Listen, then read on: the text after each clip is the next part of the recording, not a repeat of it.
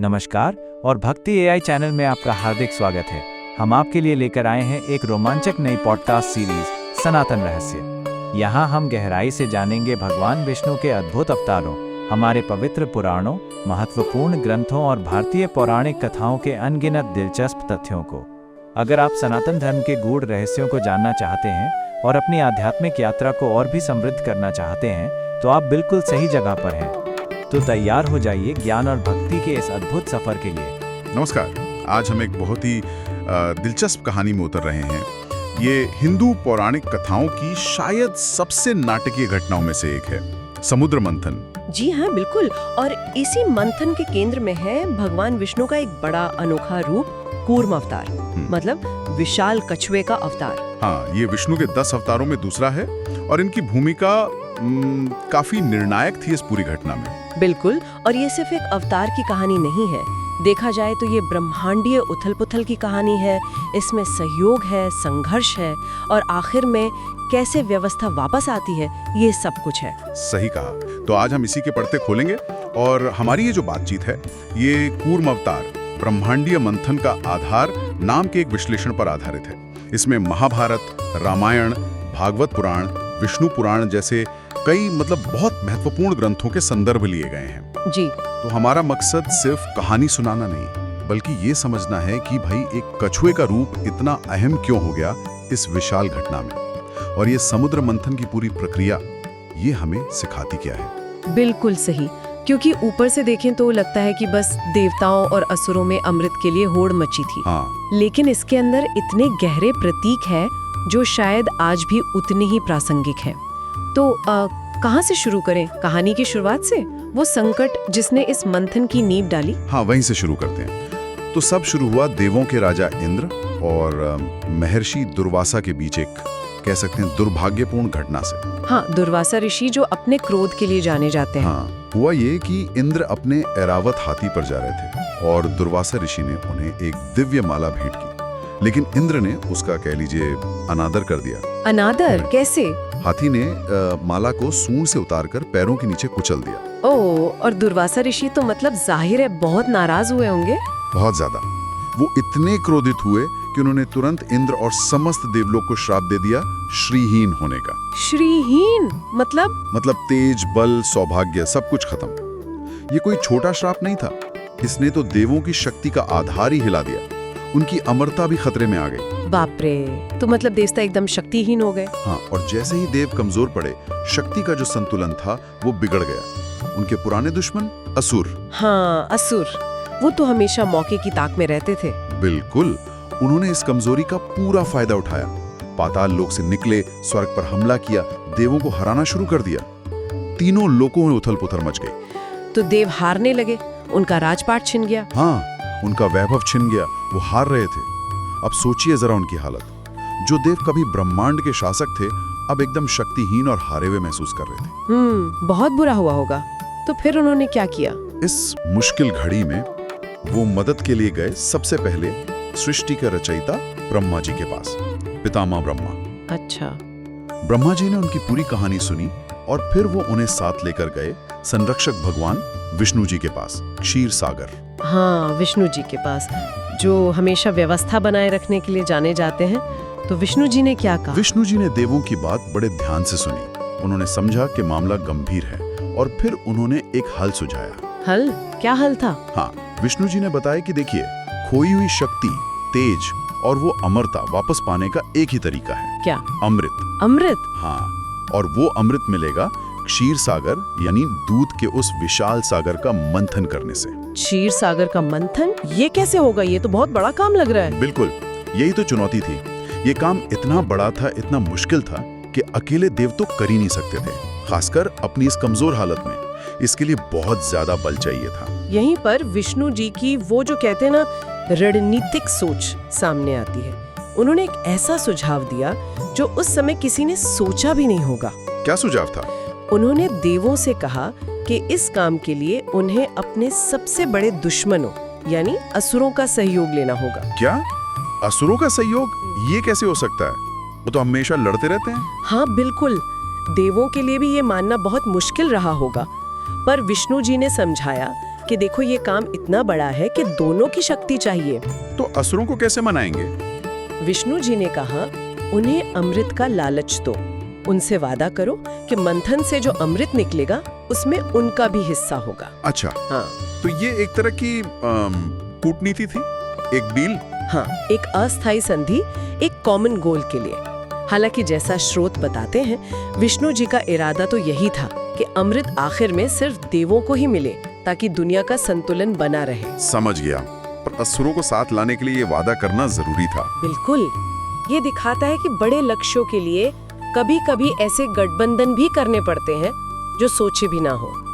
खैर, विष्णु जी ने समझाया, देवों ने कोशिश की और असुर मान गए, सहयोग के लिए तैयार हो गए। वाह, तो अब तैयारी शुरू हुई होगी इस महामंथन की। जी हाँ, भव्य तैयारी। अब इस मंथन के लिए दो मुख्य चीजें चाहिए थी। एक तो विशाल मथानी, मतलब जिससे मंथन किया जाए, और दूसरी एक विशाल रस्सी। मथानी और रस्सी, इतनी बड़ी, क्या इस्तेमाल किया गया? मथानी के रूप में चुना गया मंदार पर्वत को, बहुत विशाल और मजबूत पर्वत। मंदार पर्वत। और रस्सी?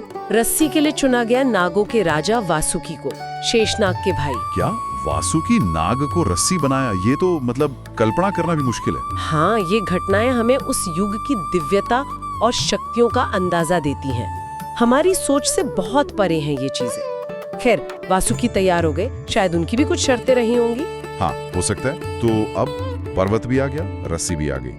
देवों और असुरों ने मिलकर मंदार पर्वत को उखाड़ा और उसे क्षीर सागर के बीच में रखने की कोशिश की। जी। और वासुकी नाग भी रस्सी बनने के लिए पर्वत के चारों ओर लिपट गए। सब तैयार था। देवों ने वासुकी की पूंछ पकड़ी, असुरों ने सिर वाला हिस्सा। और मंथन शुरू। हाँ, मंथन शुरू हुआ, लेकिन तुरंत ही एक बहुत बड़ी मुश्किल आ गई। मुश्किल क्या हुआ? मुश्किल ये थी कि मंदार पर्वत बहुत ज्यादा भारी था। जैसे ही मंथन का जोर पड़ा, वो सागर में नीचे धंसने लगा। टिक ही नहीं पा रहा था। ओह, मतलब कोई स्थिर आधार नहीं था। बिल्कुल, कोई बेस नहीं था। मंथन रुक गया। देव, असुर सब परेशान, लगा कि भाई ये पूरी योजना फेल हो जाएगी अब। और ठीक इसी समय जब सारी उम्मीदें टूट रही थी। हाँ, ठीक इसी मुश्किल घड़ी में भगवान विष्णु ने हस्तक्षेप किया। उन्होंने एक ऐसा रूप लिया जिसकी किसी ने कल्पना भी नहीं की थी। कौन सा रूप? कूर्म, यानी एक विशाल, बहुत शक्तिशाली कछुआ। कूर्म अवतार? तो कछुए का रूप क्यों? विष्णु जी ने देखा कि समस्या पर्वत के वजन और अस्थिरता की है, तो उन्होंने एक विशाल कछुए का रूप लिया। अच्छा। कछुआ जाना जाता है अपनी पीठ पर भारी बोझ उठाना और स्थिरता देने के लिए। वो क्षीर सागर की गहराइयों में उतरे और ठीक मंदार पर्वत के नीचे पहुंच गए और अपनी विशाल मजबूत पीठ पर पर्वत को टिका लिया। अद्भुत, मतलब कछुए की पीठ उस विशाल पर्वत का आधार बन गई, बेस बन गई। जी हाँ, बिल्कुल। इस एक काम ने पूरी प्रक्रिया को संभव बना दिया। क्या कछुए के रूप का कोई खास मतलब भी है? प्रतीक? हाँ, बिल्कुल। कछुआ कई संस्कृतियों में स्थिरता का प्रतीक है, लंबी आयु का प्रतीक है और एक तरह से ब्रह्मांडीय समर्थन का भी। उसकी जो कठोर ढाल होती है वो सुरक्षा देती है और वो पानी और जमीन दोनों पर रह सकता है। तो इस कहानी में कूर्म ने सचमुच मंथन के लिए एक अचल स्थिर नींव दी। हाँ, ये दिलचस्प है। वो खुद मंथन नहीं कर रहे थे। नहीं, वो सक्रिय रूप से मंथन नहीं कर रहे थे, बल्कि वो उसे संभव बना रहे थे। एक तरह का निष्क्रिय लेकिन बहुत जरूरी समर्थन, फाउंडेशन सपोर्ट। तो कूर्म के आधार देने के बाद मंथन फिर से शुरू हुआ। जी, देवों और असुरों ने फिर से वासुकी नाग को पकड़ा और विपरीत दिशाओं में खींचना शुरू किया। मंदार पर्वत घूमने लगा और क्षीर सागर मथा जाने लगा। और ये सब कितनी देर चला? अरे, ये कोई छोटी प्रक्रिया नहीं थी। पुराणों में लिखा है कि ये मंथन हजारों वर्षों तक चला। हजारों साल? हाँ, बहुत मेहनत वाला, थका देने वाला काम था। देव और असुर दोनों पसीने से तरबतर हो रहे थे। वासुकी नाग के मुंह से जहरीला धुआं निकल रहा था, जिससे असुरों को खासकर बहुत कष्ट हो रहा था, क्योंकि उन्होंने सिर वाला हिस्सा पकड़ा हुआ था। लेकिन फिर भी लगे रहे। हाँ, अमृत की इच्छा इतनी प्रबल थी कि वो लगे रहे। तो इतने लंबे कठिन मंथन से आखिर निकला क्या? क्या सिर्फ अमृत ही मिला? नहीं, अमृत निकलने से पहले समुद्र से कई और अद्भुत चीजें निकली। मूल्यवान वस्तुएं, दिव्य प्राणी, जिन्हें आमतौर पर चतुर्दश रत्न यानी 14 रत्न कहते हैं। हालांकि अलग अलग ग्रंथों में इनकी संख्या या लिस्ट थोड़ी अलग हो सकती है। 14 रत्न?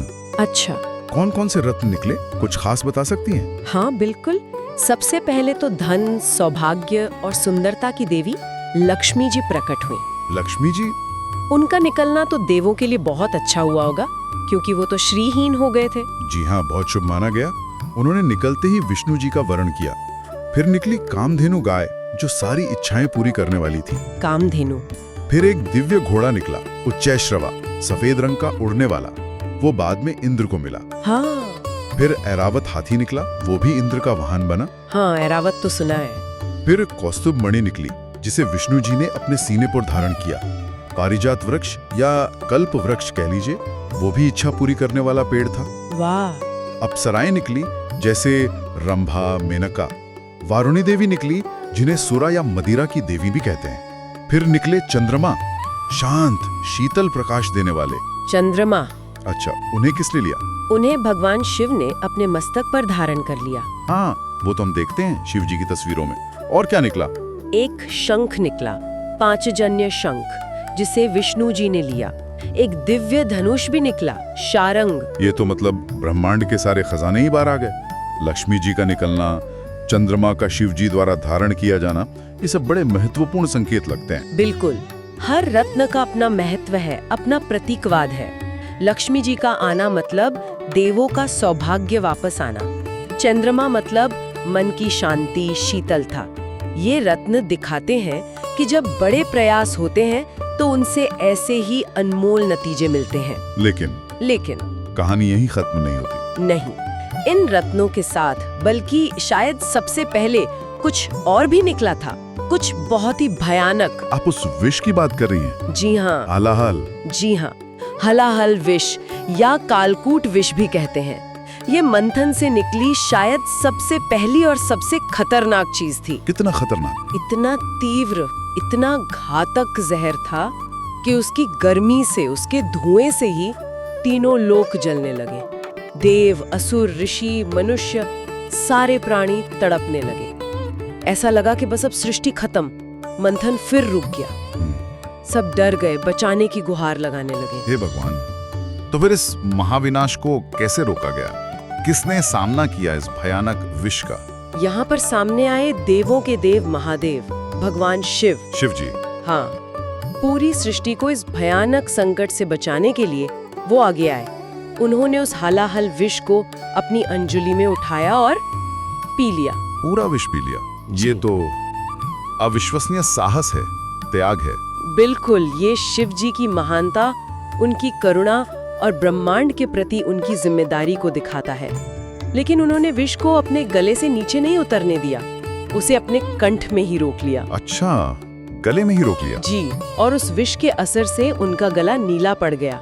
तभी से उनका एक नाम नीलकंठ पड़ गया। नीलकंठ, हाँ सुना है। ये घटना भी एक गहरा सबक सिखाती है कि किसी भी बड़े मंथन या बदलाव से सिर्फ अच्छी चीजें नहीं निकलती, नकारात्मकता भी पैदा होती है। हाँ, ये तो है। और उस नकारात्मकता को संभालना पड़ता है, उसे समाहित करना पड़ता है ताकि वो विनाश ना कर सके। शिव जी ने वही किया।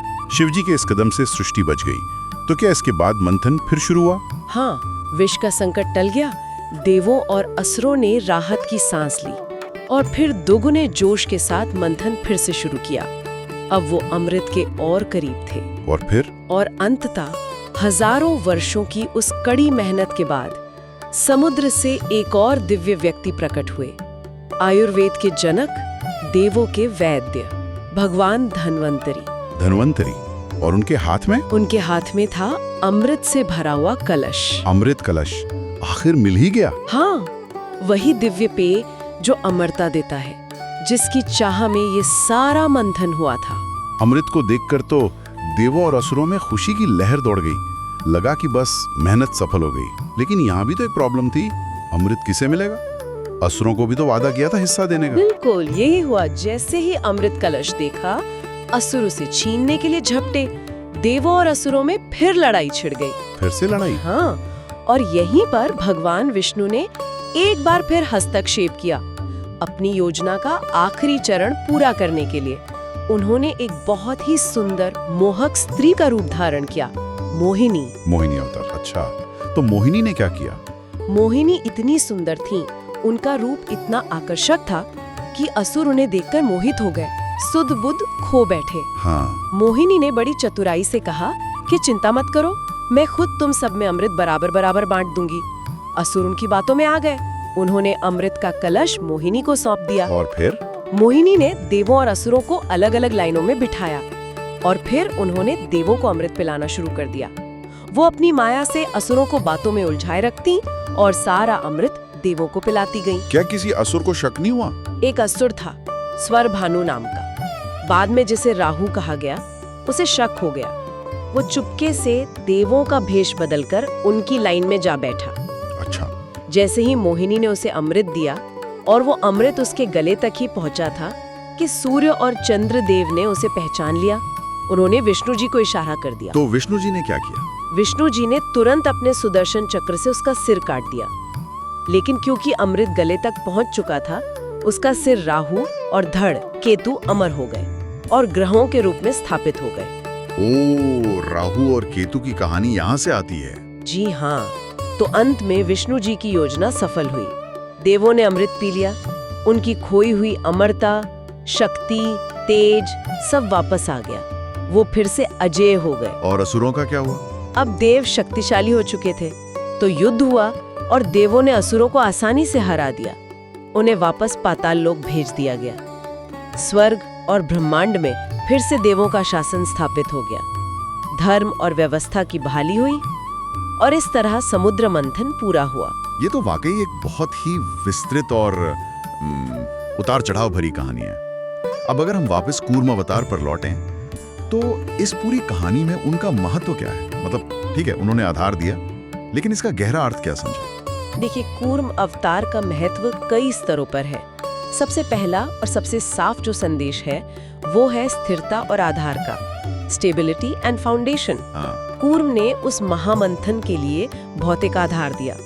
यह प्रतीक है उस दिव्य सहारे का जो बड़े संकटों और बदलावों के समय जरूरी होता है। ये सिखाता है कि किसी भी बड़े काम की सफलता के लिए एक मजबूत स्थिर नींव चाहिए, भले ही वो नींव खुद ज्यादा एक्टिव न दिखे। हाँ, जैसे आपने पहले कहा था, कूर्म ने खुद मंथन नहीं किया, पर उनके बिना हो भी नहीं सकता था। बिल्कुल। दूसरा महत्वपूर्ण संदेश है दृढ़ता और सहयोग का, परसिवेरेंस एंड कोलैबोरेशन। हजारों साल तक मंथन चला। ये हमें सिखाता है कि बड़े लक्ष्य पाने के लिए लगातार लगे रहना पड़ता है, हार नहीं माननी पड़ती। हाँ, दृढ़ता तो जरूरी है। ऐसा सहयोग था। ये दिखाता है कि कभी-कभी साझा लक्ष्यों के लिए दुश्मनों के साथ भी काम करना पड़ सकता है, चाहे वो कितना ही मुश्किल क्यों न लगे। हाँ, ये सोचना भी अजीब है कि जानी दुश्मन साथ काम कर रहे हैं, भले ही अपने स्वार्थ के लिए। ये अपने आप में एक बड़ा सबक है। हालांकि जैसा आपने कहा, वो सहयोग टिका नहीं। तीसरा बिंदु है संतुलन और धर्म की स्थापना। बैलेंस एंड धर्म। विष्णु जी ने ये पूरी प्रक्रिया गाइड की, मंथन का आइडिया दिया, कूर्म बनकर आधार दिया, मोहिनी बनकर अमृत बांटा। ये सब क्या दिखाता है? उनका मुख्य काम ब्रह्मांड की व्यवस्था यानी धर्म को बनाए रखना। यहाँ धर्म का मतलब सिर्फ मजहब नहीं है ना? नहीं, बिल्कुल नहीं। यहाँ धर्म का मतलब है वो नैतिक और लौकिक व्यवस्था जो ब्रह्मांड को संतुलित रखती है। विष्णु जी का हस्तक्षेप उसी संतुलन को फिर से स्थापित करने के लिए था। समझ गया। और एक चौथा पहलू भी था जो विष और रत्नों से जुड़ा था। हाँ, चौथा संदेश है द्वैतता और परिणामों की जटिलता, duality and complexity of outcomes. मंथन से सिर्फ अमृत और रत्न यानी अच्छी चीजें ही नहीं निकली। हाँ, हलाहल विष भी निकला। बिल्कुल, यानी बुरी चीज भी निकली। ये जीवन की सच्चाई है। किसी भी बड़े बदलाव या मंथन से अच्छे और बुरे दोनों तरह के नतीजे आ सकते हैं। और शिव जी का विष पीना ये दिखाता है कि उस नकारात्मकता को संभाला जा सकता है। उसे नष्ट करने के बजाय उसे समाहित करके बदला जा सकता है। तो कुल मिलाकर कूर्म अवतार सिर्फ एक कछुए की कहानी नहीं है। ये स्थिरता, दृढ़ता, संतुलन और जीवन की जटिलताओं को समझने का एक बहुत शक्तिशाली प्रतीक है। देवों के संकट से शुरू होकर विष्णु की योजना, कूर्म का आधार बनना, वो हजारों साल का मंथन, रत्न और विष का निकलना, शिव जी का त्याग और फिर अमृत मिलना, ये पूरी कहानी हमें बहुत कुछ सिखाती है। ये कथा हमें याद दिलाती है कि बड़े बदलाव आसान नहीं होते हैं। उनमें उथल पुथल होती है, सहयोग भी होता है, संघर्ष भी होता है और सफलता के लिए एक स्थिर नींव चाहिए और साथ ही नकारात्मकता को संभालने की क्षमता भी। ये पौराणिक कथाएं सिर्फ कहानियां नहीं है, ये जीवन और ब्रह्मांड को समझने के गहरे रूपक हैं। बिल्कुल, और ये कहानी हमें सोचने पर भी मजबूर करती है। हाँ, और शायद यहीं पर हम अपने श्रोताओं के लिए एक विचार छोड़ सकते हैं।